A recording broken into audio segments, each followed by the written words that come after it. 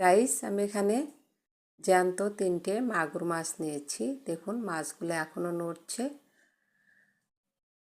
প্রথমে মাছগুলোকে পরিষ্কার করে নেব, এরপরে কেটে পিস করে নেব। আর এই মাগুর মাছ খুব শক্ত মাছ, সহজে এটা নষ্ট হয় না। হ্যালো এভরিওয়ান, নমস্কার। কেমন আছেন সবাই? নিশ্চয়ই ভালো আছেন, আমিও ভালো আছি। এখন মাছগুলোতে পরিমাণ মতো লবণ, হলুদ ও ঝালের গুঁড়ো দিয়ে মেখে নিলাম। কড়াইতে তেল গরম করে এর মধ্যে মাছগুলোকে হালকা আছে ভেজে নেব। খুব বেশি ভাজার প্রয়োজন নেই, হালকা করে ভেজে নিলেই হবে।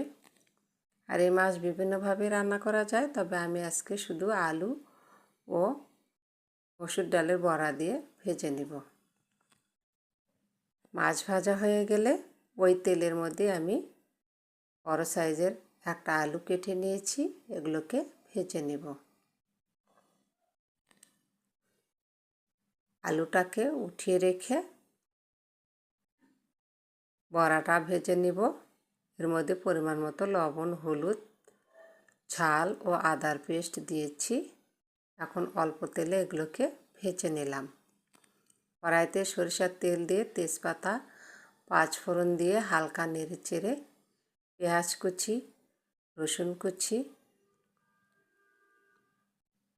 এলাচ, দারচিনি, লবঙ্গ, সাদা এলাচ, পরিমাণ মতো লবণ, হলুদ, ঝালের গুঁড়ো, শুকনো লঙ্কা ও আদার পেস্ট দিয়ে বেশ কিছুক্ষণ কুক করে নেব। এখন দিয়ে দেব ভেজে রাখা আলু। এরপরে সামান্য জল দিয়ে আলুটাকে সিদ্ধ করে নেব। সিদ্ধ হয়ে আসার পরে দিয়ে দেব পরিমাণ মতো ধনিয়া ও জিরের গুঁড়ো। এই রান্নায় আমি আর কোনো মশলা ব্যবহার করব না।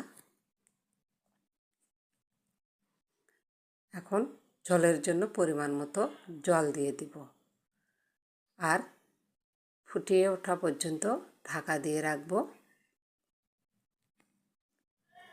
ঢাকনা খুলে ভাজা মাছ ও বড়াগুলো দিয়ে দিব। আর এটাকে আমি একটু ঝোল রেখে নামিয়ে নেব, কারণ একটু পরেই ঝোলটা শুকিয়ে যাবে বড়া দেওয়ার কারণে। আজকের ভিডিও পর্যন্তই। ভালো থাকবেন সবাই, টাটা।